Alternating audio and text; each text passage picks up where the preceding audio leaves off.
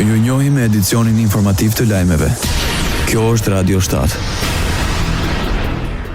Ministri i Shëndetësisë i Republikës Maqedonisë së Veriut konfirmon se 15 mjek nga vende të ndryshme të botës kanë arritur në Shkup. Arben Taravari deklaroi se mjekët do të shpërndajnë njohuritë e tyre mes kolegëve në Maqedoni për trajtimin e pacientëve të lënduar nga zjarri në diskotekën Plus në Koçan. Nga Çekia, nga Izraeli, duhet të vinë nga Beogradi kanë ardhur. Do të thotë rreth 15 kolegë tashmë janë në Maqedoni. Do t'i shpërndajmë në për klinikat ku ka më tepër nevojë që të punojnë bashkë me kolegët tanë dhe të shpërndajnë përvojë që kanë nga shtetet e tyre, tha mes të tjera Arben Taravari. Edhe Shqipëria është ofruar për ndihmë në Republikën e Maqedonisë së Veriut. Ministria e Shëndetësisë dhe Mbrojtjes Sociale në Shqipëri shpreh gatishmërinë e plotë për të ofruar ndihmë mjekësore, logjistike dhe teknike për të prekurit nga tragjedia në Koçan, ku si pasojë e zjarrit humbën jetën 59 persona. Ministri Albano Koçiu ka qenë në kontakt të vazhdueshëm me ministrin e Shëndetësisë Arben Taravari për ofrimin e asistencës së menjëhershme. Nga Ministria e Shëndetësisë kanë bërë të ditur se rol të rëndësishëm koordinues pati dhe ambasadori i Shqipërisë në Shkup, Denion Mejdani.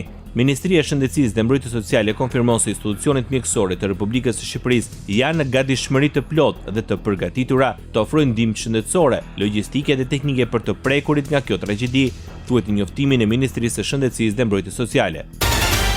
Rreth 14 persona nga tragjedia e Koçanit u dërguan për kurim në Bullgari. Ata janë të shtruar në 3 spitale.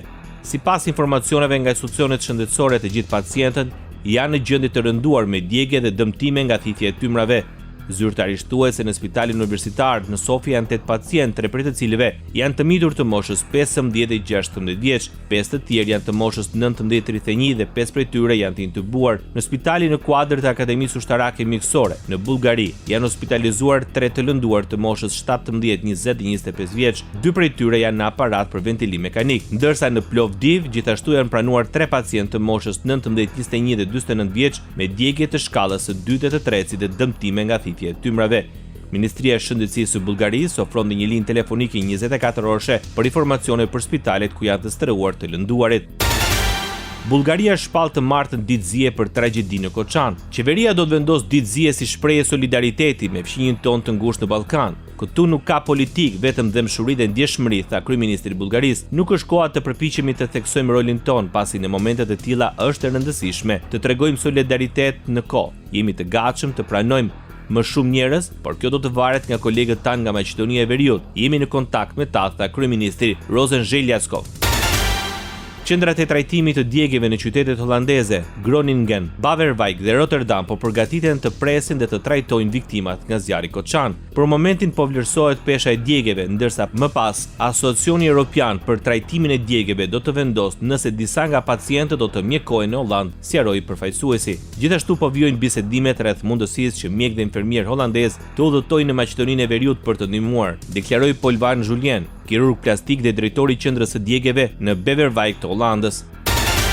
Pas 1 minutë heshtje dhe vendosje të luleve në sheshin Liria në Tetov, në nder të 59 viktimave në Koçan, kryetari i komunës Tetovës Bilal Kasami tha se ndajnë dhimbjen me familjarët e viktimave dhe se Tetova dhe tetovarët u qëndrojnë pranë. Ne si Tetov dhe Tetovar qëndrojmë afër familjarëve të gjithë atyre të cilët ndiqen në rastin tragjik, por edhe atyre të cilët janë të lënduar. Urojmë shërim të shpejtë dhe shëndet. Gjithashtu për kushtimin tonë si institucione që do të bëjmë të pamundurën që këto raste të mos na përsëriten. Ishte Bilal Kasami.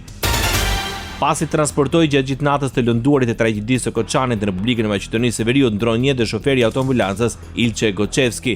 Zemra e tij ndaloi pasi kishte shkuar në shtëpi për të pushuar pas një dite të gjatë dhe të vështirë. Autoritetet shprehin ngushëllimet edhe për këtë ndarje tragjike. Ndoqët lajmet shkurt në Radio 7, zëri pozitiv i qytetit.